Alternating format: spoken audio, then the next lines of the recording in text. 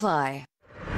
CHUM AM Toronto is TSN 1050, an iHeart radio station and the voice of Toronto sports. This is Overdrive on TSN 1050.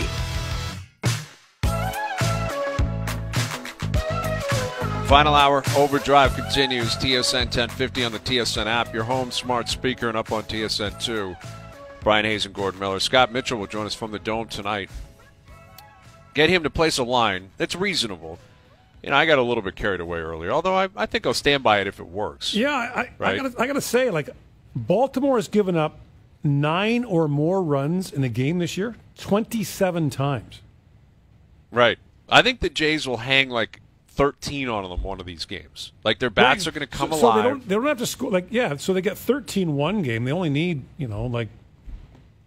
I'm just curious at what point. So I have an annual Super Bowl bet with a guy, and so we take turns picking. So you got to come up with a line that finally the other person will accept. Well, and that's what we're talking about here because So the Jays, their batsman's so cold. We got to find a line where one of us is willing to disagree with the other one. Yeah, like I'm thinking it's if we're being reasonable, which we're not. Which we're always, not. No. But when you consider all of the variables in play, the importance of this series for the Jays, how awful Baltimore is, how cold the bats are, but on the flip side of that, how due they are to come alive because the talent is still there. Like Vladdy, Bichette, you got Springer back tonight. George Springer's going to DH. Teoscar Hernandez is going to, I think, come alive again. The total's 9 tonight. That means I think Vegas is expecting the Jays to score probably 6 runs. We could find the prop on what their run total is for tonight. So they've played, and then extrapolate that over 3. They've played 9 times this year. The Jays have scored 12, 10, 10, 9, 7, 5, 5, 5, and 1. Yeah. See, that's now early on. That's when the bats were alive when they were scoring 12 and 10. So they're averaging 7 runs a game. So that would do it, right? That would put you at 20 and a half. And Baltimore's in the ditch. Okay, so maybe it's 20 and a half based on that average. Bring it back a little bit because of how ice cold they've been. Maybe the total's 17 and a half, 18 and a half. We'll get Scotty to officially put a line down. We'll get the grappler to send him a note so we don't catch him off guard. Yeah. He's going to set it over under, and we're going to. Would you prefer to be the over or the under? I guess that's what we also have to determine. But we got to agree to a number. Okay. Like it's not the number he can give us his opinion, but it's got to be a number one of us is willing to bet. Right. Of course. All right, we'll figure it out. We got half an hour. Well, the wheels are in motion here. Yeah. Because I think the Jays' bats are going to come alive. So it's going to feel wasted because they're going to come alive against Baltimore, who is a AAA team, effectively. So we should come up with a parlay bet. So Jays over under against Baltimore in 3-game series. Do the Canadians match on Kotkaniemi or not? Mm-hmm. We need a third leg. I don't know what that answer is going to be. I've given my opinion on what I would do. You say they should walk. I would walk. I think they should walk, but I'm not willing to guarantee that they will. It's happened. Believe it or not, the team that actually got involved in this was the Carolina Hurricanes' predecessors, the Hartford Whalers, made an offer sheet to Glenn Wesley, the defenseman. Right. And Hartford walked from it and took the picks. Wasn't it 4 first-round picks? So it was 3. Sorry, my apologies. Boston walked and took the picks. Hartford signed them to it, and then and Boston walked. But for the most part, again, when you talk about unwritten rules, it's an unwritten rule that you can't allow an offer sheet to not be matched. That it's a sign of weakness and that you can't do it. You always have to match an offer sheet. Well, that may be the case. You'll notice, though, it's not like Bergevin has run to the podium, so to speak, to match it. Do you remember the offer sheet that Calgary put in on Ryan O'Reilly? Yes, and the provision where they'd have to put him through waivers. So what happened was HockeyDB.com at the time was what a lot of hockey people use for stats. It's Elite Prospects is more common now, but it had a delay update in the stats. So the rule at the time was, once you played 10 games in a European league, you had to clear waivers to come back. So according to HockeyDB, O'Reilly had only played 9 games, but he actually played his 10th the night before, and HockeyDB hadn't updated yet. So in theory, what Colorado could have done was decline to match the offer sheet, accept the picks, then Calgary would have had to put O'Reilly on waivers, and Colorado could have claimed him back. They could have had the player and the picks. That was Jay Feaster, who was the GM at that point, and not shockingly, he is, as long as I know, has not been in the running for many other gigs. Well, he's now, he just won a Stanley Cup ring again with Tampa. Yeah, not as the GM, though. No, but he's, right. he's John Ferguson Jr. is I doing believe, some great things as the number 2 and 3 guy. The general manager wears it. My understanding was that the research was done by someone junior to him who perhaps. Which happens a lot, right? Yeah. Where you have to trust your lieutenants. But you know what? If the stats man hands me a bad stat and I say it on the air, I can't say that's the stats guy's fault. Yep. He said, well, you can off the air. Off the air, you can have a conversation. No, the grappler gives you a lot of bad information, but you wear it. No, never. The grappler he's batting 1,000. Is he really? Perfect. Is he really? Perfect information. Really? He's batting about 0 on guessing the city I don't want to go to. Right. Yeah. He's texting us. He's coming up. We're getting into a point now where we're talking like 50,000 residents in these cities. I mean, we're talking. He guessed a city I would move to. Yes. I don't think I shouldn't say which city he guessed. You can say it. I mean, that's a very nice thing to say. He said Quebec City. I'm like, I'd move. And you love Quebec City. I love Quebec. It's fantastic. Right. Well, there's another city that I think you have a fondness for, but Hamilton is in the news because it sounds like the Leafs might play the Sabres at some point. In an outdoor game, huh? In an outdoor game. We'll get to that a little bit later in the hour. It's an interesting idea. But, man, what a weekend it was for the PGA Tour. What an afternoon it was yesterday. And the Golf Report is brought to you by your Ontario Subaru dealers. And venture on safely in a Subaru. He is former PGA Tour caddy, NBC golf commentator. He was down there. Here is John Wood back on Overdrive. How you doing, John? I'm great, fellas. How you guys doing? We're doing very well. The playoffs on tour this year have been phenomenal. How would you? Unbelievable. Is that the best one, though? I mean, how do you put that into context, what we witnessed yesterday, compared to other just incredible playoffs on tour this year? In terms of drama and quality of golf, I would say yesterday's was about as good as I've ever seen. For it to go that length and no bogeys, all birdies and pars, stellar shot after stellar shot. That's about the best playoff I've ever seen anywhere, I think. So, obviously, Bryson DeChambeau is right back in the middle of everything. Give us your take on what you saw. First of all, there was talk about him rolling his eyes at Patrick Cantlay when he was marking and lining up short putts.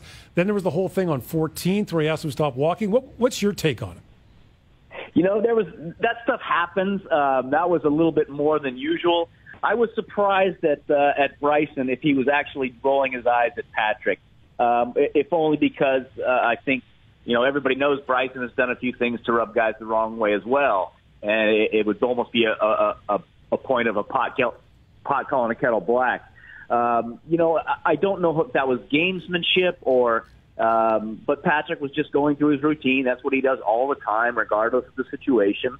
And, if anybody should understand that, I think it would be Bryson, because he has a very specific routine. He goes through every shot, and, he doesn't waver either. So I think that'll all blow over fairly quickly. In terms of the reputation of Bryson DeChambeau, it's been moving in this direction for quite some time. His battles and his rivalry and his feud with Koepka has been well documented. The way he plays, the way he can act, the way he can berate his caddy. And I think it was all on display this weekend and specifically yesterday. I don't think he's a mean-spirited guy. I think he wants to be loved. I said earlier he's like a Disney villain. He's not a Bond villain. I don't know if he's comfortable with the position he finds himself in. How do you see that, or what would your viewpoint be on that, John, in terms of Bryson's comfortability with all this? Honestly, I think you nailed it. I think that's exactly it. I think he's got some maturing to do still. He is so intent on the golf course with all the work he does that sometimes I think he is not, when he's asked questions or when he's presented with a different situation, he's so far into his head in terms of thinking about what's going on in golf that he just reacts.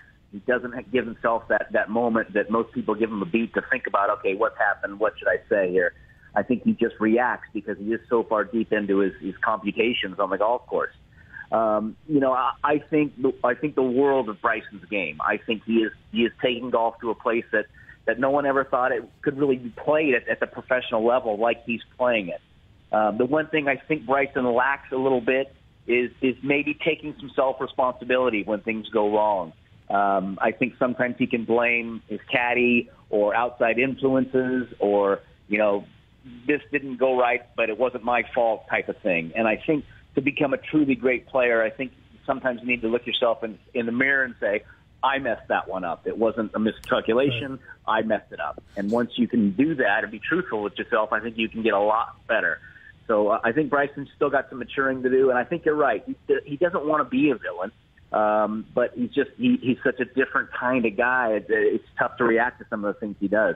So John, let's be honest. If that was Patrick Cantlay versus Justin Thomas in that playoff, it's not as compelling. I mean, they're great players. Love them or hate them, and no one's ambivalent about DeChambeau. I mean, no one kind of goes, well, whatever about him. He's box office. Say what you want. The man is compelling viewing.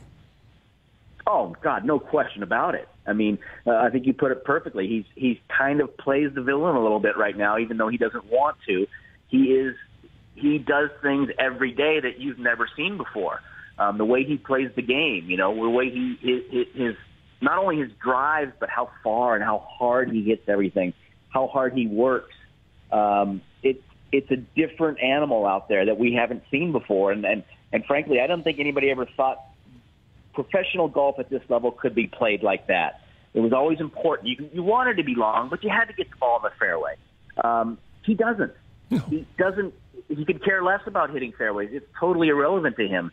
He literally wants to hit the ball as far as he can and deal with it from there. And some weeks he's going to be way off. Other weeks he's going to be on.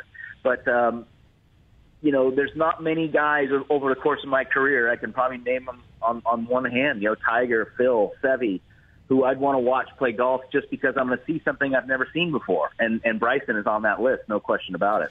We're chatting with John Wood, former PGA Tour caddy, NBC golf commentator.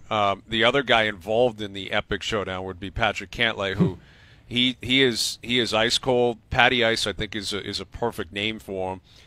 Not a big personality, not loud, doesn't show emotion, doesn't bomb it, just goes about his game and performs. And performs in the biggest moments. He did this to Morikawa at the Memorial earlier in the year. Got into a playoff, battled, found a way to win. Does it yesterday as well.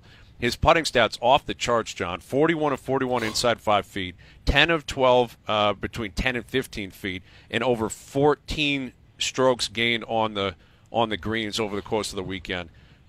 This guy is an absolute machine. So, where is he taking his career? Because he's still relatively new to the scene. It's only been a couple of years, but he's starting to win tournaments, big tournaments against big competition. What do you make of the future of Patrick Cantlay? Oh, it couldn't be brighter. This guy is he's just a silent assassin. He doesn't have many emotions out there, but he wants to rip your throat out, and in the best sense of the way. I want to beat you. I got a good look at it at the President's Cup in Australia when I was caddying for Matt Kuchar, and he was paired with Xander quite a bit. Patrick Cantlay was, and those two went out, and Patrick is just stone cold, no emotions. He doesn't seem to be affected by anything. And it's funny. He doesn't show a lot of personality on the golf course, but it was fun getting to know him there. The guy, he's a huge Led Zeppelin and Doors fan. Knows everything about old rock and roll, and he's an incredible gin player. And he's got all these hobbies that he kind of keeps quiet under the hat. But the guy's got a great personality. He just doesn't show it when he's playing golf. Do you think that maybe that personality might have helped him because it was golf like a rock concert around DeChambeau? There was all the heckling, all the stuff around. I mean, maybe Cantlay's demeanor helps him in that situation because, you talk about Tiger and, you've been inside the ropes. It's a different animal when he's playing. No question. And Patrick, I think you're right. It did help him in that situation because there's a ton of distractions out there. You're playing normally and there's distractions, but there's also 68 other guys on the golf course. When you get into a playoff, every single eye on the property is on you too. And to have that sort of scrutiny and that sort of pressure on you and to come up big like he did time and again when it really looked like Bryson had the advantage multiple times during that playoff, to keep coming back and making clutch putts to stay in it, Boy, I if I could buy stock in Patrick Cantlay, he's one of the younger guys who I would buy stock in big time. We're chatting with John Wood, NBC golf commentator. So we look ahead to East Lake in the Tour Championship, and then beyond that, the Ryder Cup. It's going to be a fun few weeks in golf. But they recently adjusted the leaderboard with the Tour Championship, where there actually is one before we even get there. We know who's in the lead. I don't like it. I think it cheapens the tournament. I understand the build-up. They want to. The reason you fight for the FedEx Cup is because it's a season-long thing, and there's a big payday, and you've built up your season to have some sort of a payoff at the end of it. But this is such a big, prominent tournament. East Lake is such a great course. Do you like this scoring system that they've decided to go with recently? I understand it because it makes it a lot clearer for the viewer. As a caddy, I always liked it when there were really two things to play for that week.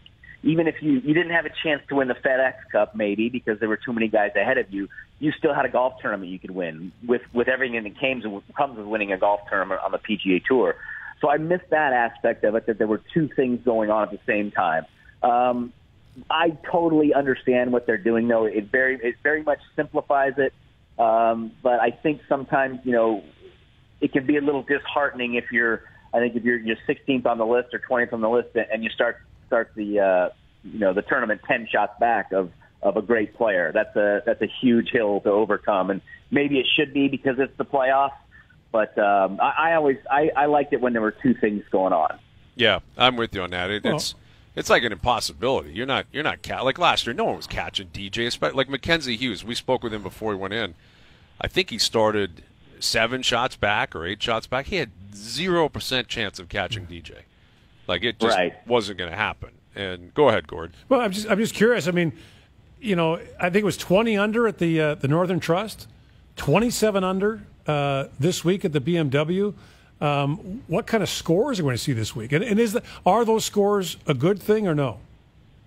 Well, I'll tell you what. I think with the distance boom that we've seen in the last 10 years, distance is no longer a factor in scoring. It doesn't matter how long it is. When you get soft conditions and no wind, which we've had for basically 2 weeks, that's what these guys are going to shoot. Distance used to be a great defense of a golf course. It's just not anymore. Unless you make courses 9,000 yards, golf courses, the distance does not matter at this level. So the key is you look at courses like Hilton Head or TPC Sawgrass, which aren't long at all by modern standards, but you always have wind and there's always firm conditions. Those two things are what make courses difficult for pros. So they got a ton of rain today in Atlanta. I don't know what the wind forecast is yet, but I don't see the course getting firm at all, and if there's no wind, I think you'll see the same type of scoring. I like a little more volatility personally. I like it when there's some disaster holes out there that you've got to kind of just be smart about and get through them rather than just trying to birdie every single hole. But that's a conditions thing. Unless you get hard conditions and wind, there's really no defense. These guys are so good, there's nothing you can do about it. Yep, that is the truth. Enjoy the week. It's always great to catch up with you. We'll do it again down the road. Thank you, John. Thanks for having me, guys. Absolutely. We'll talk to you next time. You got it. There's John Wood, former PGA Tour caddy, NBC golf commentator, and it's a great point. These guys are they're all too good. They all hit the ball too far. So what if you make it narrow? Well, because the PGA Tour tried to tiger-proof courses and they wound up taking half the field out by making the courses too long. Mm-hmm. If you narrow them and put in penal rough, that gets back to like the bomb and gouge type of philosophy, where a guy like DeChambeau is so strong, and even if it is penal rough, if he's hitting an 8-iron.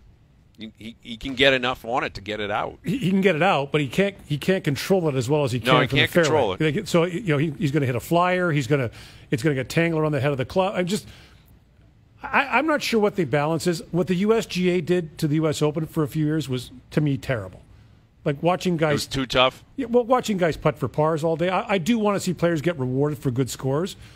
DeChambeau made par on the weekend. He drove the ball in the water. And then, because he drove the ball like 350 yards into the water, and then hit an iron close and made the putt for par. Mm-hmm. And that's kind of that's what he was talking about. That's kind of the game now. But somewhere between what the USGA did and this, I don't think you have to lengthen the golf course. I don't know how much further you can go. You can't. And they'll just... These guys are playing 7,500 yards, 7,600 yards. I mean, so really, but I do think if you really wanted to, you could make it a lot harder. Now, maybe if people want to see 27 under, I don't know. I mean... Well, I don't have an issue with variety. See, I didn't have an issue with the USGA doing that because it was once a year. Like that, I have no problem with the U.S. Open being lethal. Like I don't mind 3 over wins the tournament. It's not every week. I'm with you. I don't want to see it every week. But if you go play Torrey Pines or you play Pebble or you play wherever, and any minor mistake kills you, that's your problem. You know, I like them being I like the risk humanized. I like the risk reward. I like the idea that you can get killed if you gamble. And there's some great courses for that where it sets up that way. Augusta's like that. I mean, Augusta is. It's got airplane runway fairways. It's wide open. The greens are always super fast, full of undulations, so they're tricky. The water, at 13 is still a great hole. 12 is still a great golf hole. Yeah, 12's a little par 3, but it's still a great golf course. It's golf hole. It's got the concave green. Yep. There's water. There's stuff in the back. Like it's wind. The wind changes direction. Well, that's what gets lost on. I think with where this game is going, you see too many times on tour and even in everyday golf courses where they think there's this new belief that a par 3 on tour has to be 225 yards. No, I don't agree with that at all. I don't need guys hitting 4 irons in on tour. If it's a wedge, but it's almost impossible to get to, that's great. And that's what 12 is at Augusta. Those guys are hitting wedges in. It's not a long hole, but it's how do you place the ball properly? If you're short, you're dead. If you're long, you're dead. And if you hit a good shot, you make a birdie. Yeah, and exactly. If you hit it properly, that's what I want to see. And the same thing with the par 5s on the back there. Like if you put yourself in the position off the tee, you can go for it in 2. Or there's lots of guys that make it a 3-shot par 5 and still make birdie. Yep.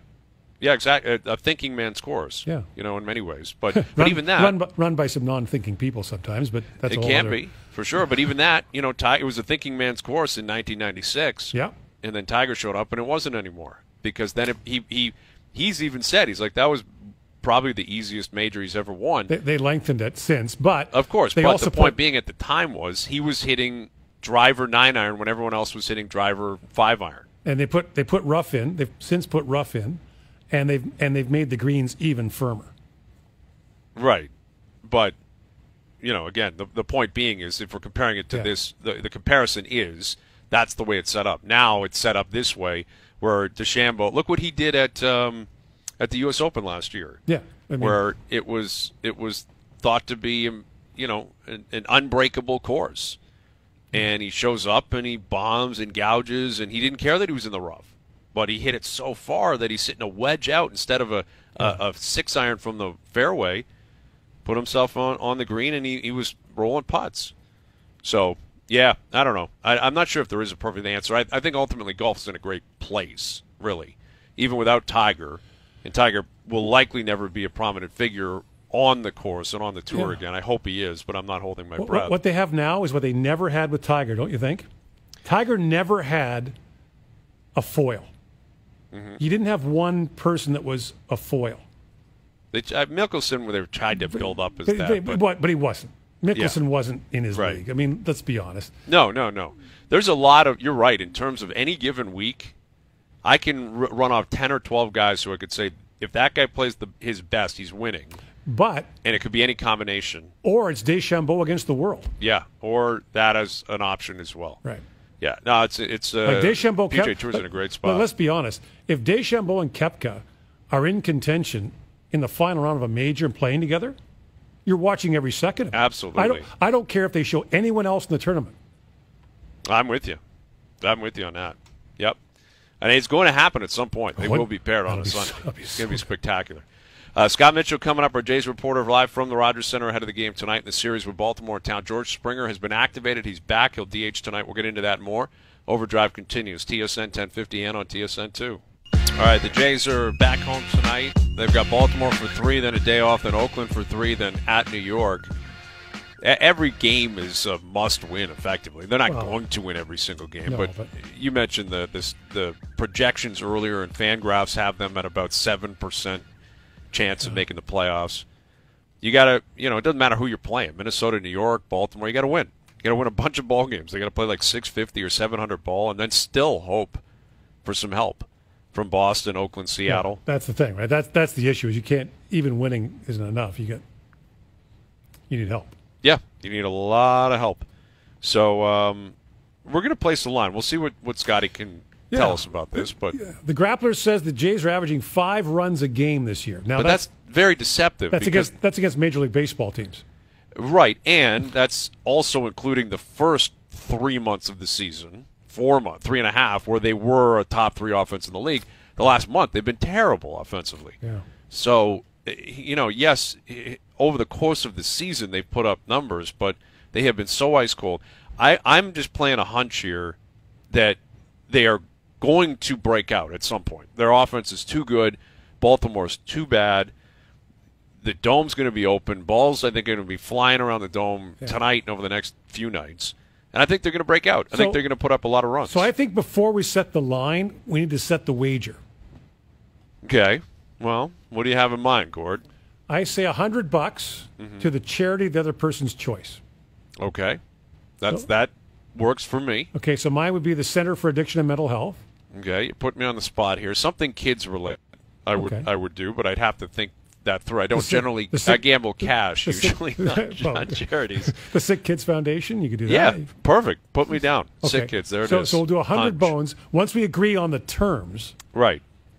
Yeah, well, and someone's going to have to basically take the over, and someone's going to have to take the under. Pretty simple. But we got to agree on the number. Yes. Right? Okay. Well, and that's what I'm saying. When we call up Scotty, we'll throw a couple numbers at him, and he's a more reasonable person than both of us. We're both unreasonable. Yeah, and he's around the team all the time. He's got a better feel for things. George Springer returning tonight, which I'm not surprised based on the build-up because they've been waiting for him to return for the better part of 4 or 5 days, maybe even a week, where they've been kind of day-to-day, we'll see what happens. But based on the injury itself, the initial prognosis and then diagnosis, and then the tone from Montoya when he was like, "This isn't good." I thought he was done for the year. He looked. I thought he was done for the year. He looked like Montoya, who's normally pretty upbeat no matter what. He looked pretty ashen-faced that night, didn't he? Like he was. Yeah, he sure did. He was. That's kind of like you've seen something bad. Mm-hmm. And they lost, and they dropped 2 or 3 in Seattle, and remember they were in Washington coming off a game. Did they lose 12-2, I think, in Washington? And then they got the news that it's a knee sprain and worse than they thought. Because they left Seattle thinking ankle sprain, he's okay, he actually dodged a bullet. And then the day off, he goes for another MRI, and they find out it's his knee. Yeah. That was a bad place to be in. And quite frankly, from a standings perspective, they're in an even worse place today because of the way they played even beyond that series down in Washington. But Baltimore is what you want. Right? I mean, that's the antidote. That's what you're looking for. You got problems, you want Baltimore to roll through town. And that starts tonight. Robbie Ray on the mound for the Jays as well. Let's head down to the Dome. Here is our TSN Blue Jays reporter, Scott Mitchell. Are you surprised at all that Springer has found a way back into the lineup and he'll DH tonight? I'm not sure he's going to play center field again this year. But based on what we saw in Seattle when he went down, I'm kind of shocked that he's back, Scotty. Yeah, I mean, I think over the last few days, I kind of got the sense that he was closer than we originally thought. But yeah, I mean, when he originally went down, I think even the Blue Jays thought it was kind of more week to week than day to day, and really obviously makes it back 15 days after going on the IL. So considering his season and his history, that's a win, and it's been such a tough season for Springer. Personally, I mean, when he's been on the field and healthy, he's been very productive, but obviously not the way you want to start your career after signing a big deal with a new team. And, I think talking to people around this club is, he's put a lot of pressure on himself to get back. And, I think this scenario is, very similar. What the Blue Jays have kind of loved to, afford the ability to keep him out a little bit longer to make sure he's healthy and make sure he can play center field when he comes back. Yeah, sure. But, the way this offense is clicking or not clicking right now, it's a perfect time to get him back because you need to score some runs. And Scott, on the other side of the equation, Robbie Ray tonight, the 9th pitcher ever to go 6+ innings, allow fewer than 2 runs in 5 straight starts, and not get a win. No one's ever done that in 6 straight. Like, he really has been great, and the Jays have done nothing for him.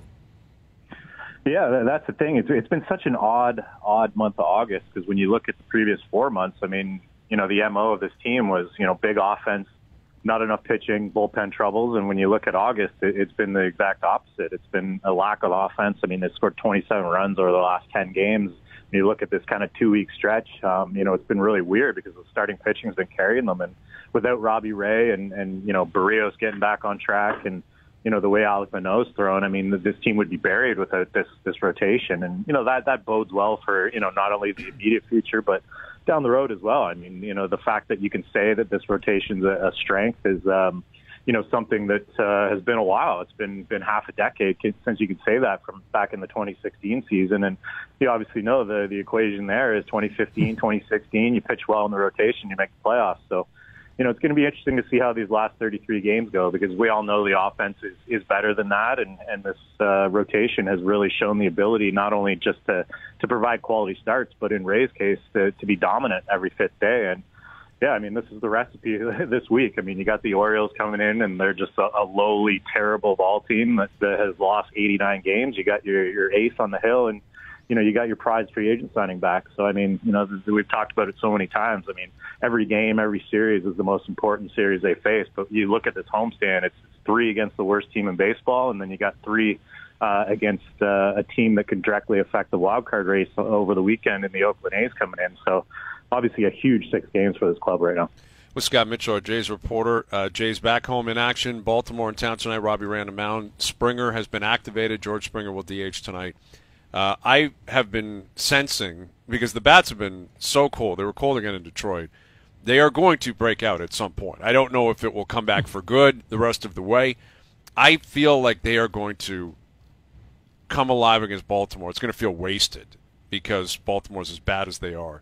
But Gordon and I have been going back and forth. I could see them putting up 24, 25 runs in the next 3 nights. And I'm sure there are sports radio hosts throughout the continent saying that whenever Baltimore rolls through town. It's not like it's some hot take.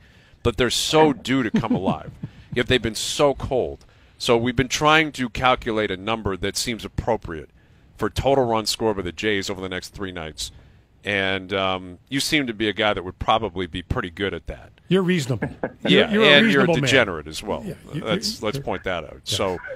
So can you give us a number that might lead to Gordon and I deciding who's taking the over, who's taking the under? What makes sense for total run score for the Jays over the next 3 games? Well, look, if you guys are setting that number at 24.5, I'll sprinkle some action on the under there. Yeah. I don't know how ready this team is to really explode. I do agree. I think obviously they're due. Obviously we know they're a whole lot better than they've shown over these last couple of weeks. But when you look at some of their key contributors, I mean, you know, Vladdy has been up and down. I think, you know, the power just hasn't been there because he's so tired. I think Bo the same way. Obviously he got into one the other day, but you know, I think 19.5.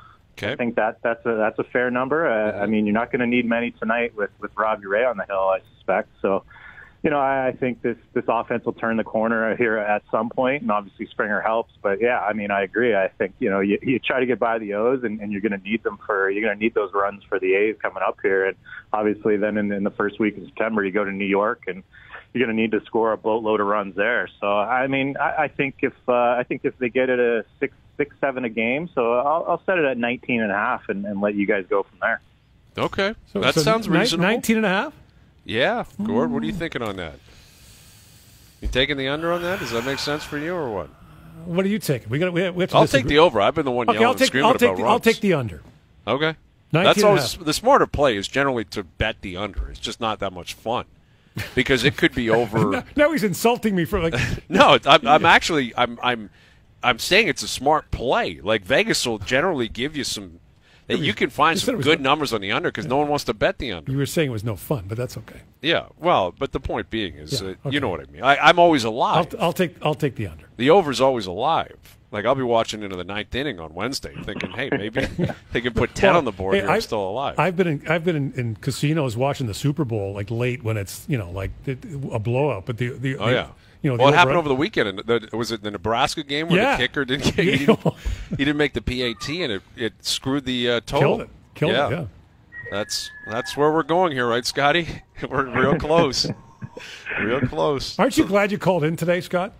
I mean, hey, anytime there's a little gambling talk, now I'm going to be sitting here counting the number of runs over the next 3 days just for giggles. But I like it. Yeah, you're the bookie. I think when you look at this Orioles team, though, I mean, the pitching staff. I took a look at the numbers today. I took a look at some of the names on this team, and man, I wrote about this a few weeks ago. It's amazing to think when you look at some of the people that are frustrated by where the Blue Jays are at this point. If you go back to 2016, these two teams played in the wild card game here, and obviously Edwin Encarnacion hit that home run in dramatic fashion. And when you look at the last 5 years, one team has really done the rebuild right, and one team continues to lose 100 games, and there doesn't seem to be any hope in sight. So, I mean, I shouldn't say that. I mean, they've got Adley Rutschman coming. They've got some guys coming, but I mean, when you think of how quick this Blue Jays rebuild was to go from 95 losses in 2019 to, where they are right now, which is, on the fringes of legitimate contention. And you look at the Orioles, man, it's, these things can go sideways in a hurry sometimes, and sometimes they take a lot longer than you expect. And I think when you look at these two teams, you can see the differences over these last 5 years. Well, it's not just they're losing; they get killed a lot of nights. Like, it's one thing to lose 5-3, 3-1. They get massacred. It's got to be so tough in that clubhouse. Like, it's this late in. Was it Manoah saying over the weekend it's time to either make plans for the offseason or gear up and start winning? These guys in Baltimore have had the U-Haul pack since spring training. Effectively, like, they knew they were horrendous in March. They knew they were awful, and it never turned.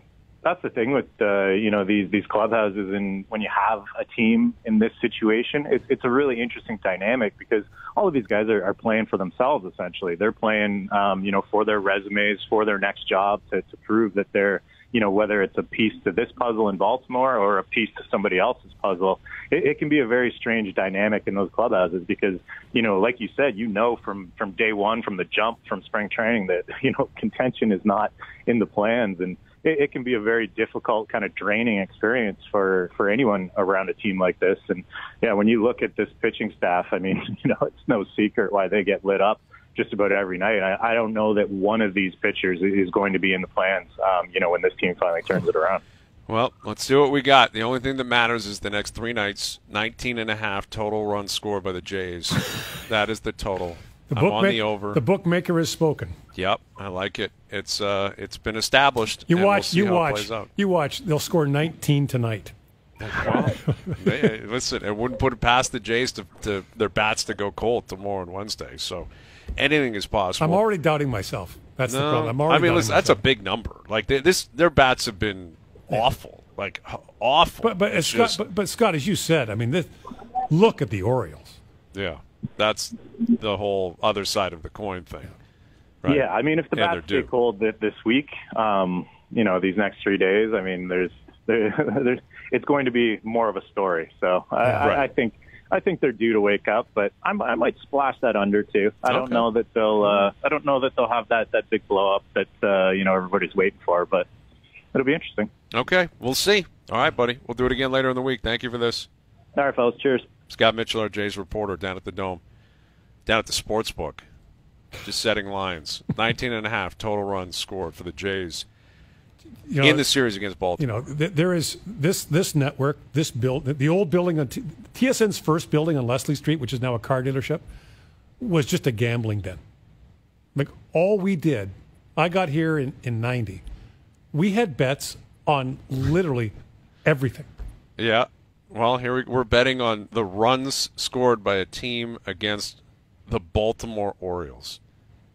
I'm sure there's been more degenerate bets and more ridiculous. It's not even a ridiculous bet. I mean, it is germane to something happening in this town. We used to bet here on a guy that worked in the newsroom who's not here anymore, on him saying something stupid. There was an over-under. When will he say something stupid? I like it. That's what we're looking for. We've got to get back into the studio to make sure that You got to start coming back in, man. I know. Are you coming in next week? No, I don't think so. Because I'm filling in for you. I don't think so. I'm with O and Jamie like a week. I'm off Friday. a couple of Fridays in September. Yeah, I got a wedding. My cousin's getting married. Yeah, so I'm filling in for you. Like the first week. You guys are back. Everyone's all excited. You guys are back. Well, you got to talk to my cousin about that. It's been he's supposed to get married last summer. I COVID. And here's the crazy thing about that is my daughter starts school on the Thursday for some reason, which is so goofy. I think mine starts Thursday too. Yeah, I think like a lot of school districts around Ontario are doing that. They're doing like virtual PA days or something, Tuesday, Wednesday. So she goes Thursday, and then we're taking her out to go to this wedding on the Friday. So that's a good start. Just kind of ease into it. But what are you going to do? At least she'll be back in school, we assume. And let's we hope. hope. There's literally nothing made of wood in the studio, but yeah, let's... knock on wood, yeah, exactly. All right, we'll come back and get into this report about the idea the Leafs may be playing the Sabres in Hamilton. That more coming up. Overdrive continues. TSN 1050 and on TSN 2. All right, so there are reports out there indicating that the Leafs might play the Sabres in Hamilton at Tim Hortons Field. And it would be a Buffalo home game, which kind of feels a little Bills in Toronto-ish. Except the pricing won't be horrendous, and people will go to it.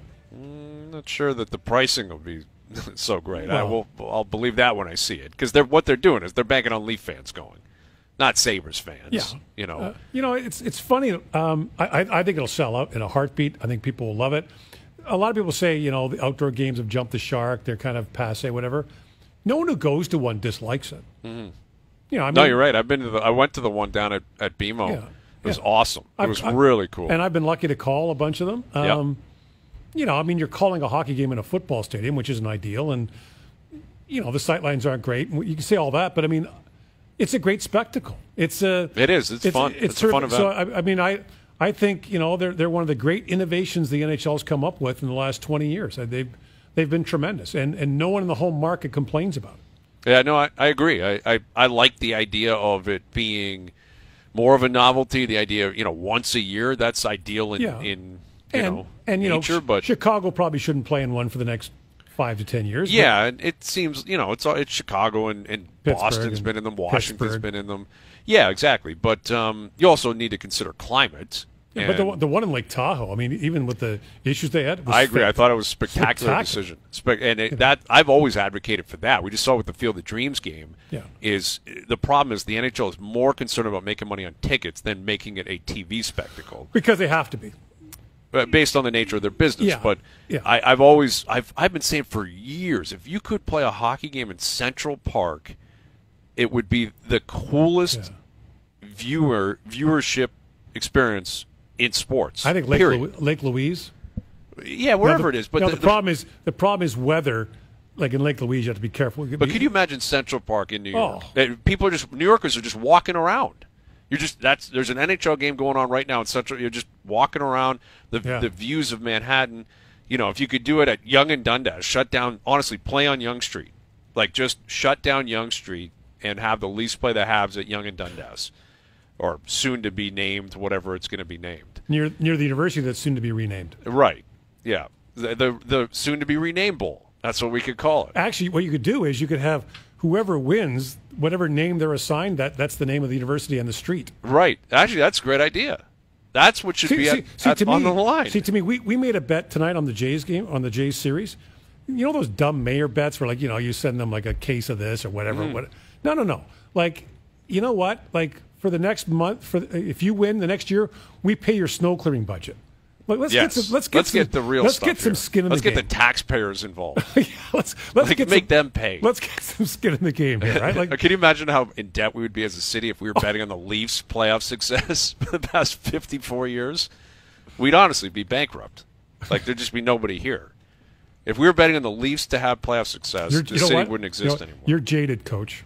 You are a jaded man. I might be. You are. You're a jaded, cynical man. I might be, but there's a lot of truth in the statement I just made. I like it. There's a lot of truth. All right, Gord, good seeing you, buddy. Are you back tomorrow? Back tomorrow. Okay, perfect. One more time. All right, buddy. Yeah, we'll catch you tomorrow. We're out of here. Enjoy your evenings. Enjoy the games tonight. We're back tomorrow at 4 p.m. We'll chat then.